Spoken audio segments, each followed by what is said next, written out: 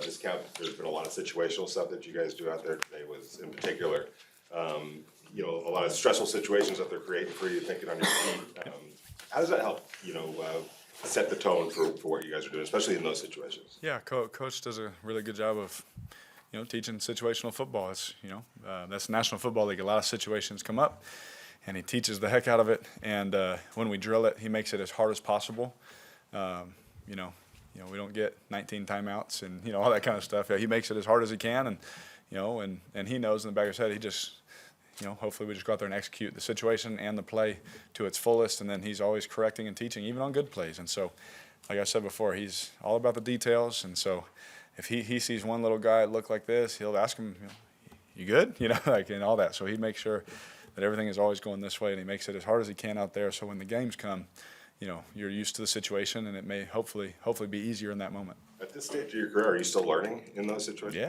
Yeah, absolutely. Yeah, I mean, everyone has different philosophies. I've had, not being funny, but the different head coaches that I've had, they've all thought they see the game from a whole played out differently. And, some feel on 3rd and 5 to do this, and some want this, and some, and where the ball goes on certain plays, and when to take timeouts, when not to, and, what we want to do clockwise. Everyone has different philosophies, and so, yes, I'm always learning, and always putting things down in my notebook someday if I, want to teach my boys or somebody else, some other young quarterback someday, when I'm an old guy. Hey, this is some of the things that we saw and what we learned, and just anything I can gain, because we got guys that have been in a lot of situations and a lot of big games, and so we've learned a lot from them. Is that the same when they take film on the side?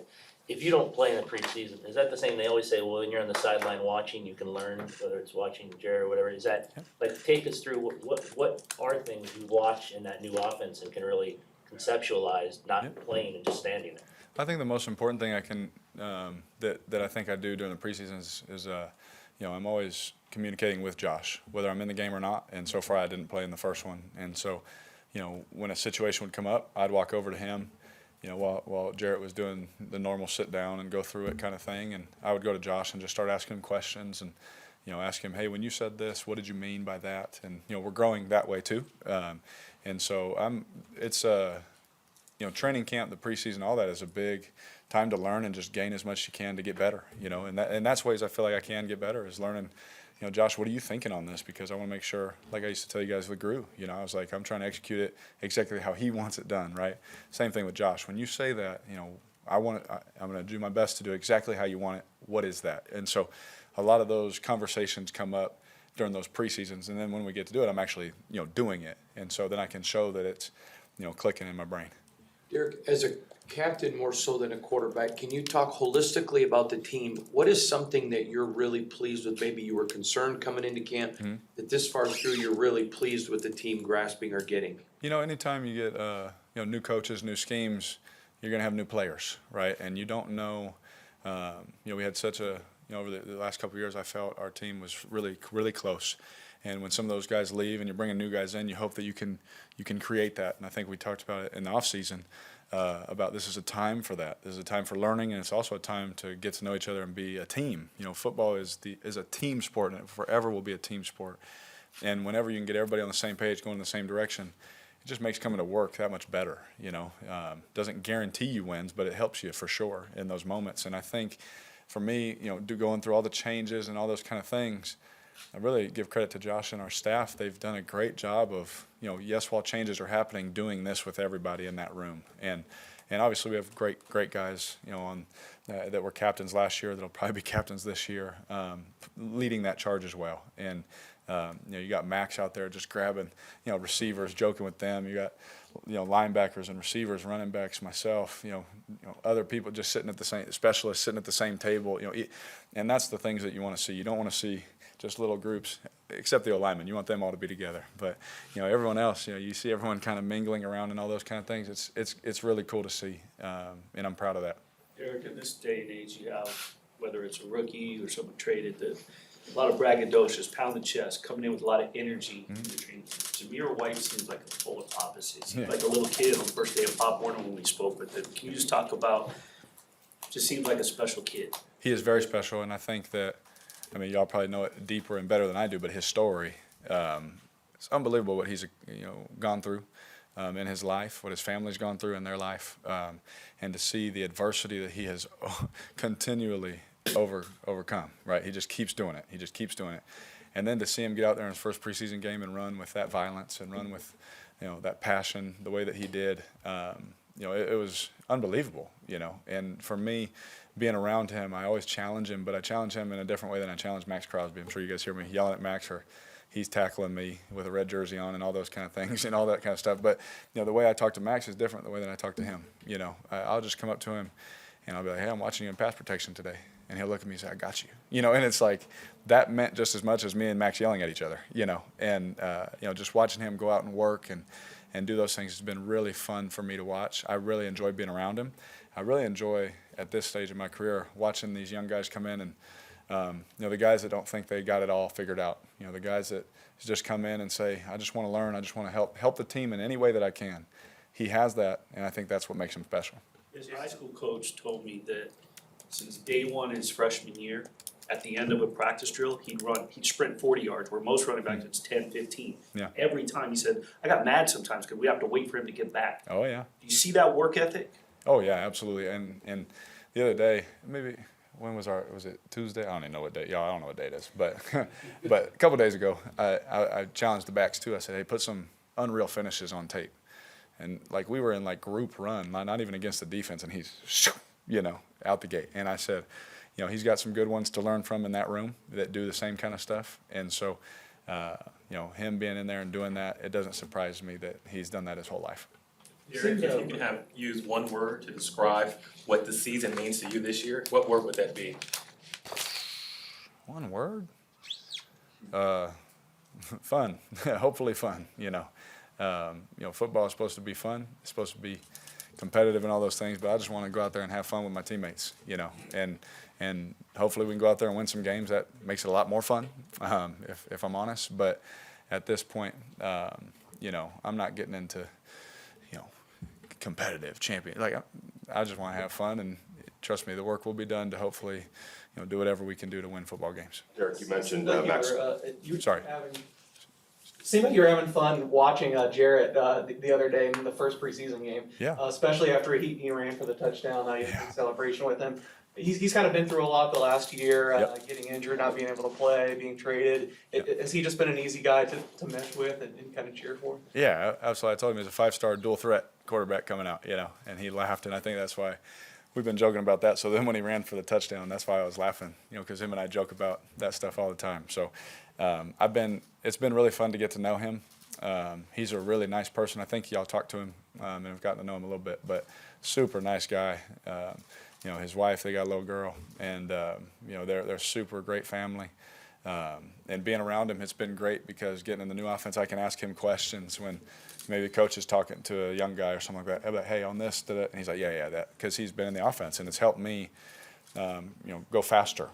Having a guy that's been in it instead of a whole room of guys where we're all just trying to learn it together. So it helps having not only Josh and Mick and Bo, having Jarrett to be like, hey, what in the past on this play, what did y'all, and that helps, And so watching him play, again, knowing what he went through the last, 400, 500 days, of his career and his life. I've been through injuries and all that kind of stuff. It's not fun to see him get out there and get to play again. First play he's in there, he gets smoked, and, we laughed about that. So, I'm just trying to be so positive and encourage him and, support him just like I know he will, if I'm in there. You mentioned Maxx Crosby, and I know he's out there trying to wreck what you guys are trying to do. Yep. Relentlessly. Yep. Do you have time to just appreciate how good he's become and continues to be? Absolutely, and I think if you were to talk to him, he would still say I have a long way to go, and I think that's what we all love about him. I think that's what all our fans, Raider Nation, loves about Maxx is he feels like there's still a long way to go, and we all will say, well, we like what we see, and the effort and the tenacity, the violence that he plays with, But I think again, knowing what he's went through in his life, and we're still humans, and what he's dealt with personally, mentally, emotionally, and what he's overcome in his life and where he's at now, signing a new deal, taking care of his wife and their baby to be and all that kind of stuff and all his dogs that he has. You know, I think that means a lot to him. I think he takes a lot of pride in that. And so I'm very proud of him and proud of the man that he is, more so than the football player. Great husband. You know, I see him always trying to talk to his wife or, you know, girl, sorry, soon enough. And all those things. But I'm just so proud of him. And when he came into who he is now, it's really cool to see. And we're gonna work our way back. We're gonna go to Sean, Levi, Adam, Alan, Paul, Chris, all right? That's how we're gonna do it, okay? Y'all remember that? And then we're done. Y'all remember that? Yeah. It's like, Switched games a few times. Yes. throughout your career. yes.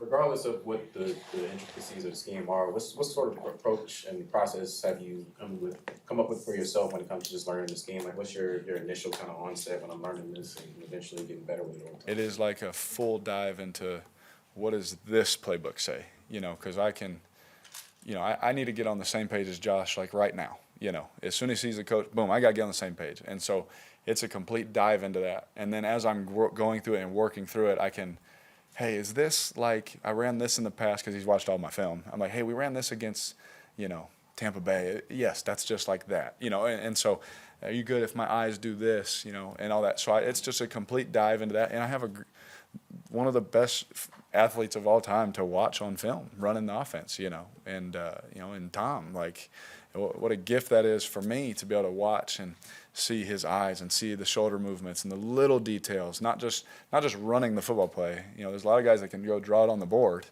You hope, you know, can draw it on the board, but, you know, the little details, the little shoulder movements that you get comfortable in when you've been in a system a long time, you know, and learning that and trying to take that step and doing those things. And so it's just a complete dive into that. And then if I can draw back to help it make sense in my mind, I do it that way.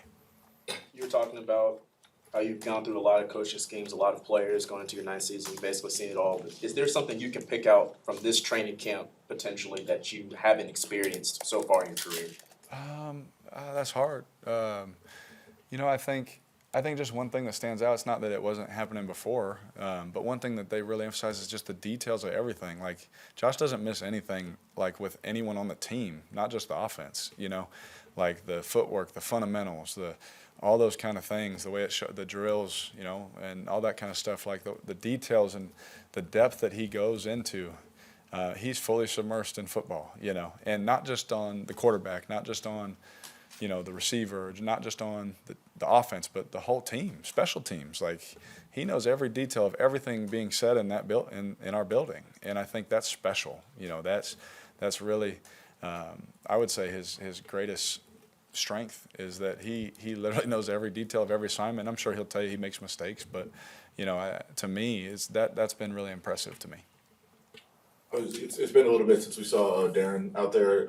Are you guys at a point where preseason or training camp reps don't matter that much for you two, or is there going to be some catching up to have to do when he's out there? Well, if I'm honest, I think they always matter, you know, but there is definitely a comfortability in the chemistry, the timing, you know, throw it 5 yards more in front of Darren because he's so fast, you know, that kind of thing. And there definitely is that. I never want to say that we have it. You know, I don't ever want to say that because I think that there's stuff that him and I can always grow in, but I have thrown him, you know, 200-300 balls in games and, you know, thousands beyond that in practice. And so there is a workload there so that when he comes back out and all that kind of stuff, it's normal, you know, that kind of thing. Derek, you're back in Allegiant Stadium on Sunday. You have 2 years under your belt in the building. Can you talk a little about some of the distinct nuances or interesting things about the building that have caught your attention and what you're looking forward to seeing back in the building? You know, I was a rec major. I didn't do the architect thing.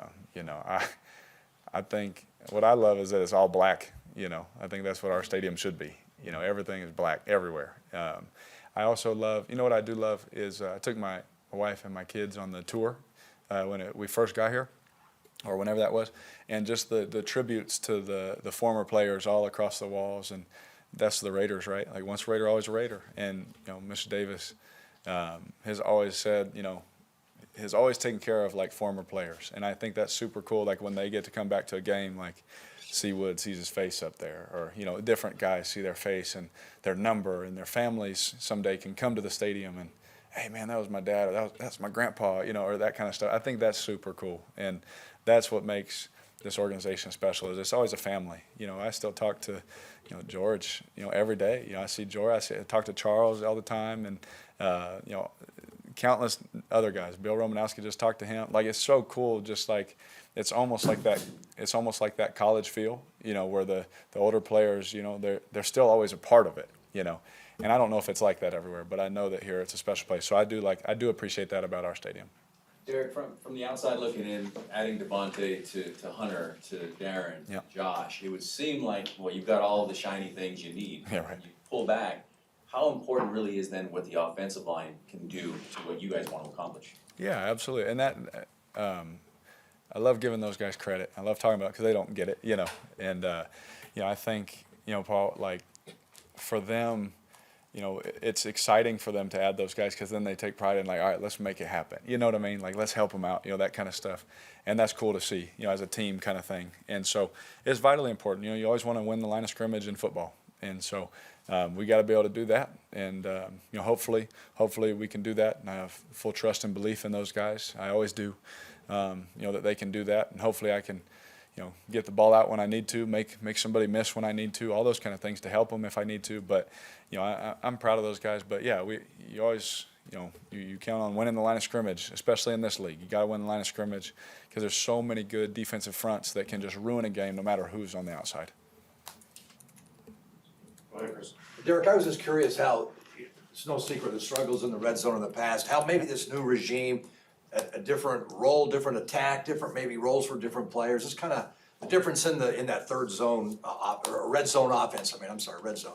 Yeah, we're working at it. I can tell you that. And Josh has a plan, which I will not unveil at the mic. I don't want to get in trouble. But I think that one thing I do know is that it's being taught, it's being coached, and our guys are learning it and executing it. And that's, just being honest from practice. It's something that's emphasized, all the time. It's something that we emphasize in the spring, emphasize now, and it doesn't guarantee again that we'll have that success, but we got to go do it in the games. And so we're working to get as clean on that as we possibly can, so that when the games come, that we can be more productive. Hugh, if you got one. Derek, Devontae is always going to make plays. From your vantage point, what is that battle between Devontae and Nate like? Oh man, they've been going at it, and everybody knows how I feel about Tay. Just as being one of my best friends. But Nate, I told him all the time. I tell him, I'm so proud of you, man. Keep working, keep going. He's a guy that's been over to my house a couple of times. I've been able to talk to him. He's been able to share with me in his life and his journey and all this kind of stuff. And his mom is great too. Shout out. But I think watching someone when Devontae walks up in a one-on-one, right? Nate's like, I want the rep. He's not backing down. He's like, I want that challenge. If it was up to Nate, he'd guard everybody. And I think that's what you want out of a DB. And it doesn't matter. You guys have been at practice. If Devontae makes a play or whatever, then boom, Nate's like, I don't care, next play. And then boom, he'll knock one down.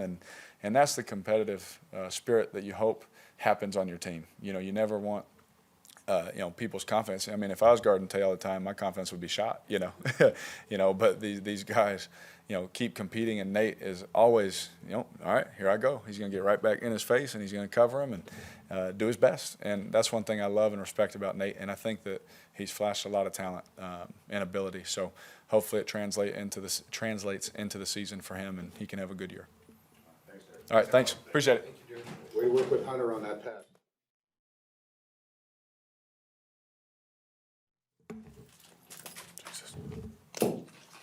Coming off your rookie year, what did you kind of focus on in the offseason, looking to improve yourself personally? Just everything, all around. Just trying to become the best player I can.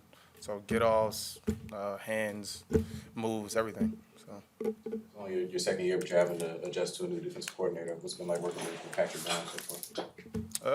It feels the same thing. It's football, so he demands the same thing from me that I demand for myself last year, just being better in every category. So.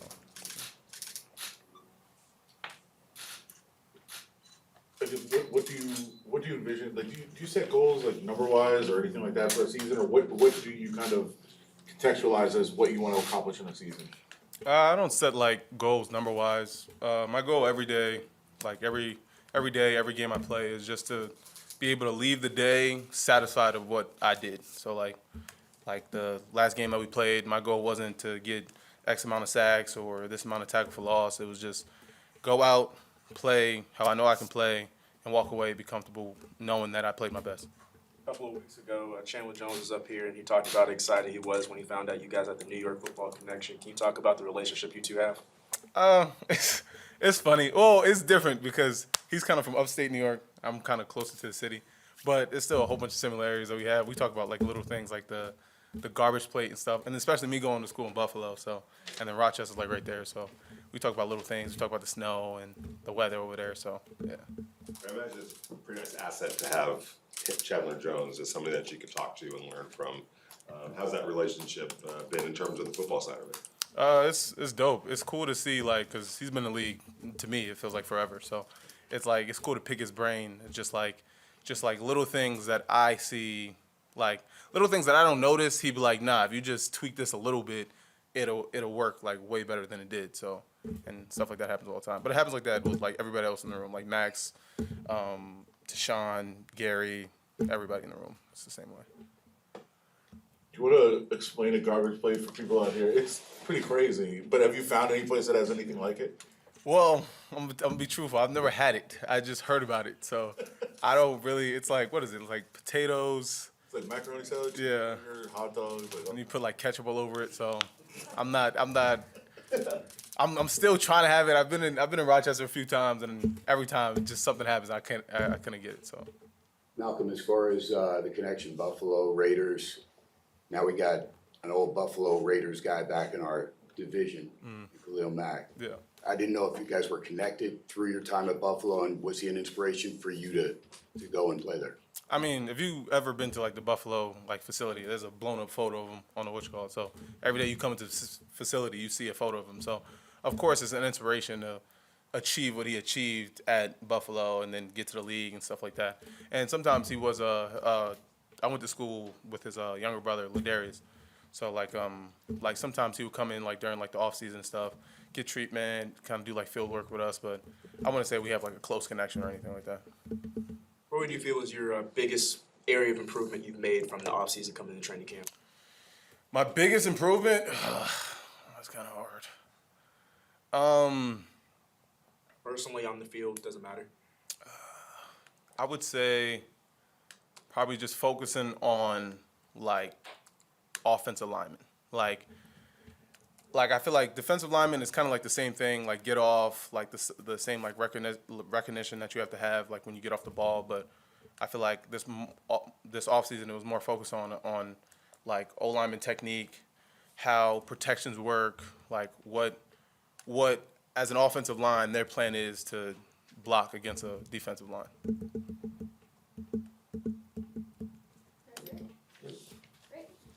Thank you, Malcolm. Oh shoot! Hello there. Mayor, you got a chance to play your first game. How'd that experience go, especially being in Ohio? That experience for me was kind of like, it's crazy because coming from Ohio, being an Ohio guy, went to LaSalle High School down in Cincinnati, went to Madison High School, and also went to OSU too. It was kind of crazy because I ain't expect myself, my first game to actually be in Ohio. I expected it to be like somewhere else or here. And, you know, it was a blessing. I could see my family, could see my fiance, and it was pretty good. When you saw that pop on the schedule, did you have to, oh, wow, so that's where... Yeah, and I was just shell-shocked with that. And the rivalry with Massillon and McKinley, going way back, and Josh, of course, with McKinley. How much fun was that, just kind of like with the coach? With Coach McDaniels, when I first came here for my 30 visit, he was trying to give me like, you know, some talk about some McKinley stuff. I was like, well, I'm 1-0 against y'all, and he's 4-0 against them. And you know, we joke about it most of the time, but it's all mutual respect for everybody. Yeah, at Ohio State, you played multiple positions. I think both tackle spots and guard. What kind of you played right tackle here? What kind of helped you move around the offensive line and not just line up in the spots but perform well? To be honest, it's being consistent at everything. Like at Ohio State, I played on the left side. My freshman year at OSU, I played right tackle my freshman year for a couple games. Then my sophomore year, I switched to left tackle because I played left tackle all my high school career, and doing that, it's pretty good. I feel very comfortable with it. I still got a lot of stuff to learn, and I got people to help me out with that too. What's the biggest difference, would you say, besides being on the left side, right side, but do you have to kind of approach it that much differently? No, it's kind of weird because you still gotta get your hips aligned right, and gotta make sure you don't punch with your inside hand as well, especially with my left hand because I play on the left side. Other than that, it's really not that much a difference. Obviously, playing at Ohio State, you played against NFL players. You played against NFL players in the Big Ten, but you're lining up against the Maxx Crosby right now, and that's obviously a relentless guy. Mm-hmm. How has that gone, and what's that experience like for a young player like yourself? Shoot, with me, I've been going against Nick and Chase Young all my career at Ohio State, and I've been against a couple of younger guys that's coming up in next year's draft, of course, and going against Maxx is it's different. He's a crazy guy. Everybody knows that. Got all types of respect for him. Got all types of respect for everybody that I'm going against. I'm not going to just say all right, you this person. No, everybody's professional at everyththing, and got all types of respect for everybody. Can it be kind of frustrating to line up against Maxx on an everyday basis? It just seems like he's going so hard every rep. We know he's kind of trying to instill that in you guys. But what's it like to ever get frustrated trying to? Sometimes it does get frustrating, but at the same time, being like a rookie, going against like an all-pro bowler, defensive end, it kind of set me back a little bit, trying to figure out where can I better myself in my set and how can I better myself in my punch as well. And going against him, almost every day during practice, it helps me out a lot. It helps out everybody on the offensive line as well. Seeing him going hard every day, it makes us go hard. The other day there was a little skirmish. Is that important sometimes for the offensive line to kind of hold their ground and say enough is enough? We're gonna right here. Yeah, 100%. But football is football, and we're in the middle of camp, and it's getting hot, and tensions start to grow. And it's just camp. We saw you running with the ones a little bit out there today. What sort of growth have you seen in yourself just from OTAs to now? Since OTS and when I first came here, I was all over the place mentally. I wasn't really too sure if I was, ready to be here or not. And I had a couple counseling sessions with our counselor Gene, and had a talk with everybody as for his vets like Brandon Parker, Alex Leatherwood, all the old heads that had been here from last year on. And they just kept telling me look, brother, just calm down, relax, don't overthink it too much, because as soon as you start overthinking it, everybody start doing bad or you start doing bad. And with me, I take the mental side very important because that kind of helped me out with all the stuff at OSU, because I went through a lot of stuff at OSU and throughout my whole life. And with that, I just take it day by day, keep my head down. Don't get too high, don't get too low either.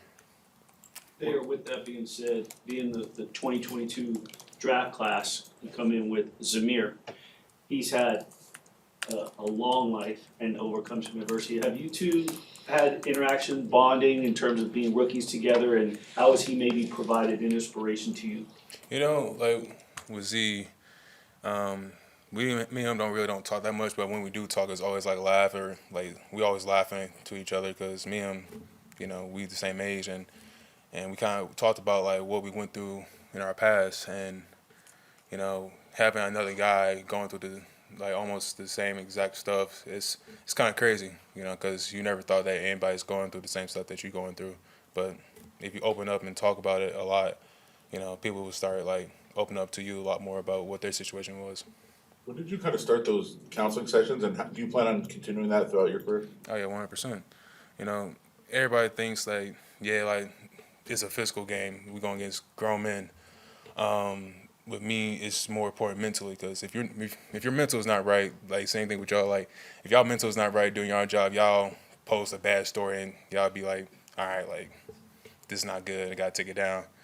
With us, we gotta have our mental right every day, because we're going against professionals and our job can get taken as well, and or some, knock on wood, of course, possibly get injured, and nobody really wants that.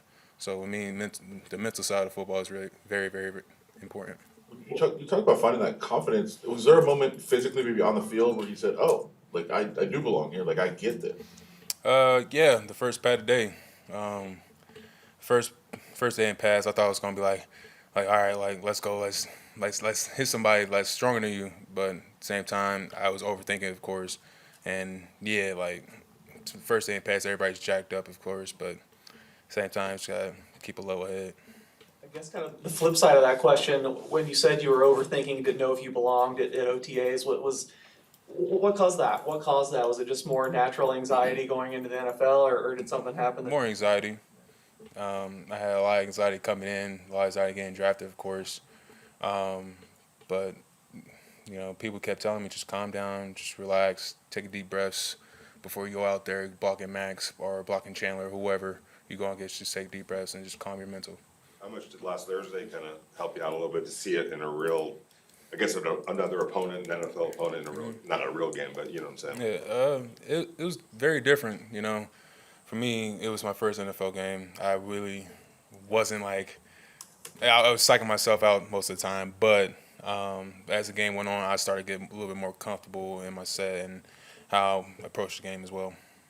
You proposed actually to your fiance in Disney. I don't know if Disneyland, Disney World, but how much is like kind of having that happen, that experience before the season, kind of help ground you in some way? You know,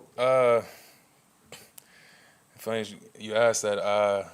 It was kind of like, it was crazy to me. Because I was talking to her dad like a whole year ago before I proposed, and he was telling me like, look, man, like I trust you. I love you like your own, like my own son, and just having that like another family to help me out and back me up mentally, you know, that means a lot, especially with them. And they're great people. They helped me out with my mom. They helped me out with all types of situations I went through during college, and you know, I give them all my respect. I love them to death. I love my fiance to death, even though my fiance can be very. I'm not going to say it. All right, I'm not going to say it. I'm not saying it, but yeah. But also at the same time, though, she's a great woman. You know, she helped me out with a lot of stuff. So I love her to death. Were you more nervous proposing? Oh yes, yes. I was shaking. I was like on my knees shaking. I was like, I don't know if she's gonna say yes or no. There's a lot of anxiety going in, but I knew partly she was gonna say yes, but I was happy at the end of the day. You talk about the mental side of a lot of things that you have to overcome. Over the past couple of years, a lot of professional players have been coming out and being expressive about what they've been going through. Who's some of the players that you lean on to when you're having a down day? I kind of lean on Alex Leatherwood a lot. Lester Cotton, Brandon Parker, Colin Miller, Jermaine, you know, basically everybody in the offensive line room. And I got a couple players, a couple teammates from other teams as well that I can talk to as well. And, you know, they keep saying the same things. Like, keep your head down. Everything's not going to go the way you want it right now. It's not, but just keep doing you. Just keep grinding. Prove everybody wrong. Do what you got to do as a rookie. Congratulations. Thank you.